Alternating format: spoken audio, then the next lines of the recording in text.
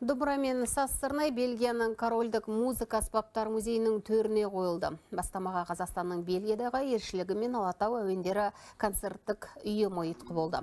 Бұл қадам екі ел арасындағы мәдени диалогты нығайтуға сеп болмақ. Сыйға тарту рәсімінде Алматы облысының Құлансаз ансамблінің музыканттары қазақ күйлері мен әуендерін орындап, домбыра мен саз сырнайдың табиғи үнін тыңдатты. Енді қос аспап мұражайдың тұрақты қорына енгізіліп, цифрлық форматта да қолжетімді болады. Мұражайдың негізі 1877 жылы қаланған. Ол корольдік өнер және тарих мұражайларының құрамына кіреді. Шамамен 8000 музыка аспабынан тұратын бай коллекциясы бар. Біз шын жүректен ризамыз. Бұл аспаптар музей қорын байытып, келушілерге әлемнің тағы бір жарқын музыкалық дәстүрімен жақынырақ танысуға мүмкіндік береді.